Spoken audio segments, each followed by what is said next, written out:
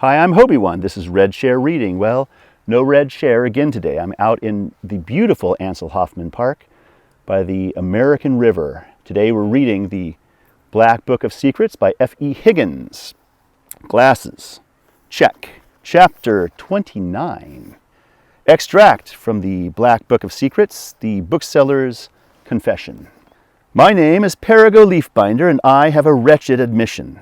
The Leafbinders have been in the business of books for nearly 2 centuries, and I am proud to carry on the tradition.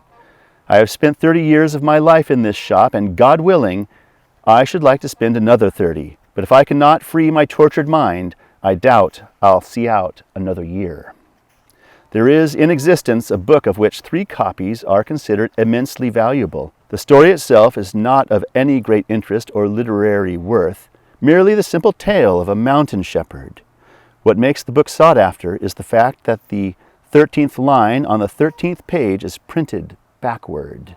No one knows how this happened. Some believe the printer was in league with Beelzebub, and the words were turned during one of his devilish ceremonies.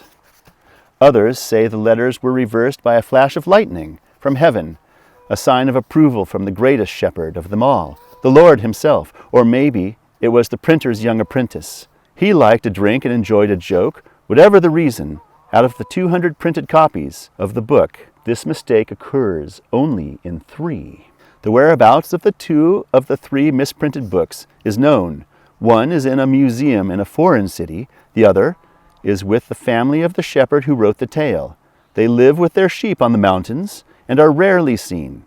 They have kept it for generations and refuse to sell it at any price. They say that money is of no value to them. The 3rd book had been missing for almost 200 years. It was thought to no longer exist.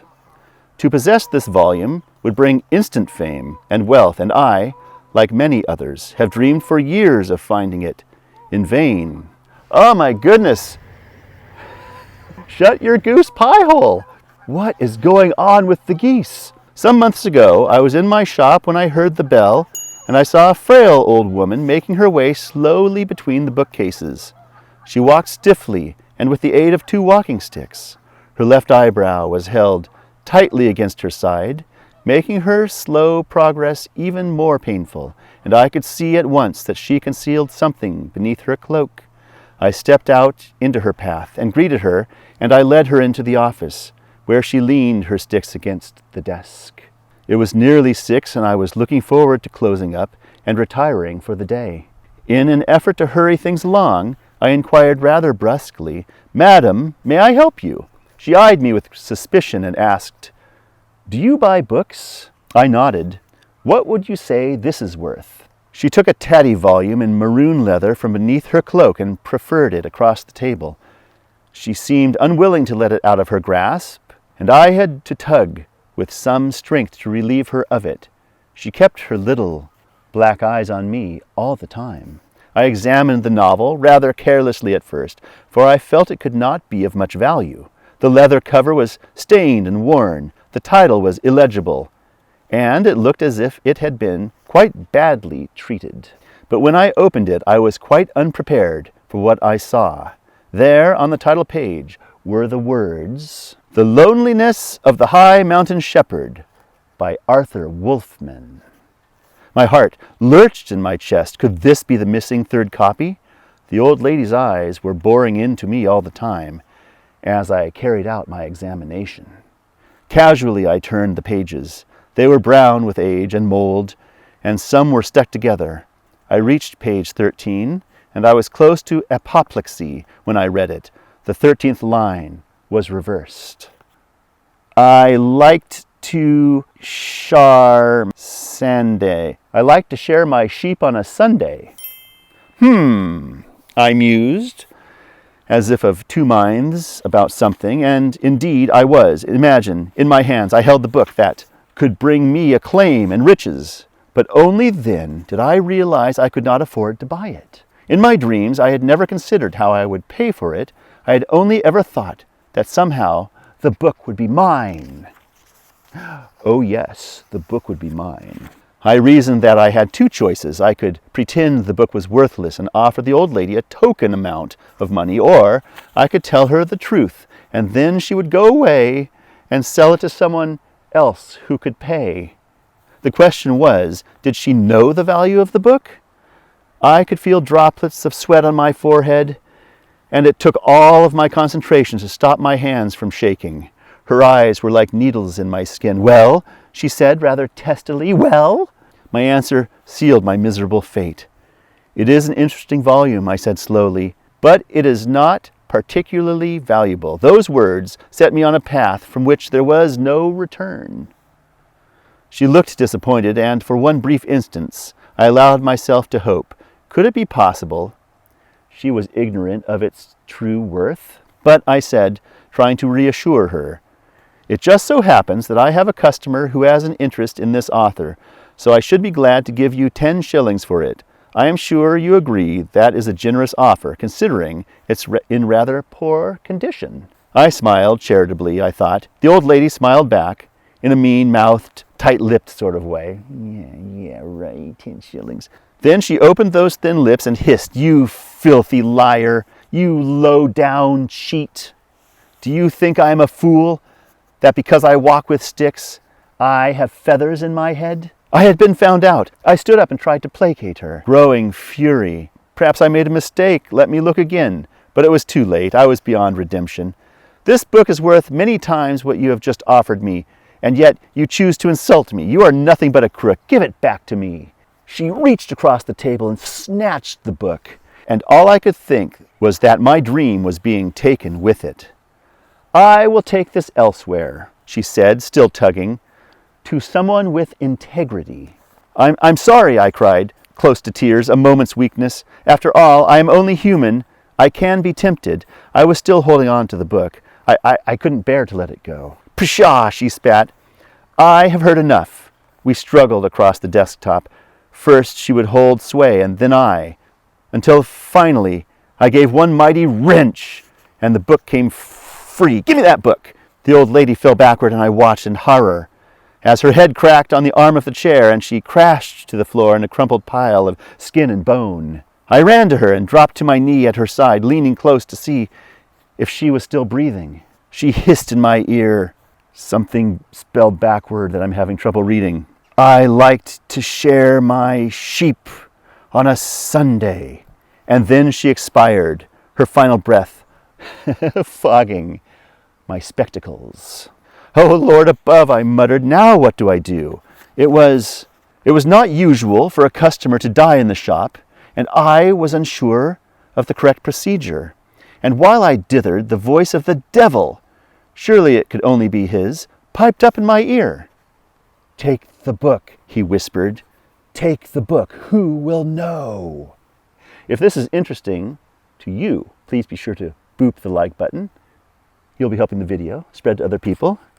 You'll be helping me out. And thank you very much. I should like to say that I argued, that I engaged in a debate about the immoral nature of his suggestion, but that would be untrue. Instead, I picked it up from where I had dropped it and stuffed it behind Gibbon's Decline and Fall on a high shelf above the desk. When I turned around, I was startled to see Jeremiah Ratchet standing in the open doorway. I had no idea how long he had been there. "My dear Perigoe," he asked, "what on this miserable earth are you doing?"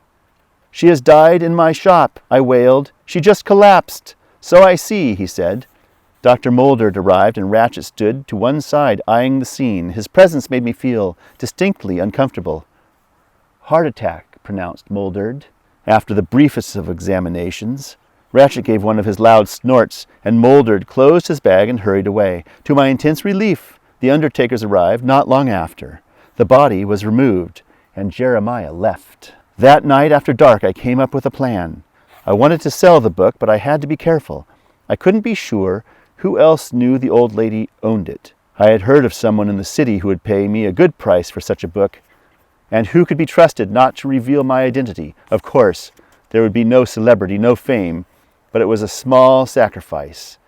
If I went now, I could be back before dawn, and no one would be the wiser. I hid the book in my cloak and stepped outside, straight into Jeremiah Ratchet.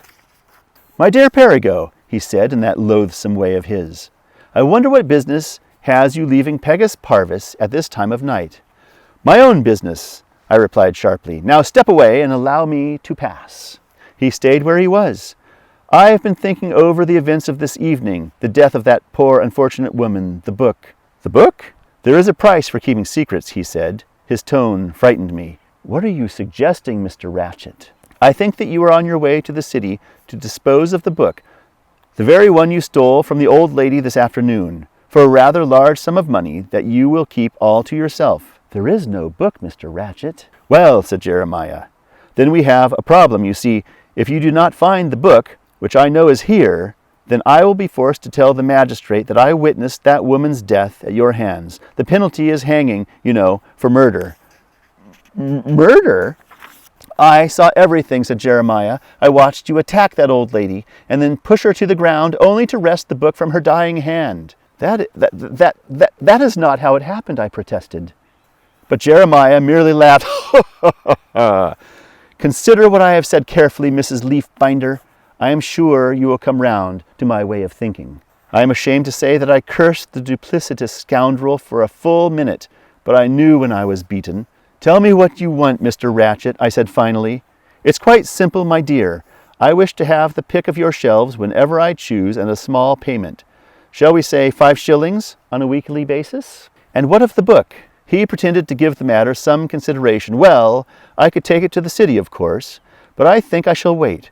Perhaps after a few years I will sell it for its full value. Meanwhile, if you would be so kind as to hand it over, I shall keep it safe." What a heartless, sadistic man stood in front of me. I had no choice but to take his terms. I knew Ratchet would not hesitate to go straight to the magistrate, who I did not doubt could be persuaded with money to believe anything Ratchet wanted, and I would be hanged for murder. "I'll be back on Friday for my fee," he said, and went off with the precious book under his arm. Needless to state, he has been as good as his word. Every Friday he collects his money and takes whatever else he pleases. As for the loneliness of the high mountain shepherd, I lie in bed every night and curse my greed and stupidity 1,000 times. Meanwhile, Jeremiah is bringing my business to its knees. I cannot change what I have done, Mr. Zabadow, and I am sorry for it. All I want is to sleep again, to forget." Ludlow put down his quill, laid a sheet of blotting paper between the pages, and closed the book. Joe took Perigoe's cold hand. "You will sleep," he said. "Now your secret is safe." "But what of Ratchet?" asked Perigoe, a tremor in her voice. He still has the book. Be patient, Perigoe. He will pay for what he has done. That is all I can say. Now take this." He handed her a bag of coins. "And go home and get some rest." Joe watched as Perigoe walked back to the bookshop. He saw her go in and waited for the lights to go out. Then he went to bed, smiling. Joe Zabadow had no trouble sleeping. You know, great sleep is a gift, and not everyone can. But if you do have it, then you are lucky. All right, well, that's the end of Chapter 29. Thank you so much for joining me on this cute and awesome little book.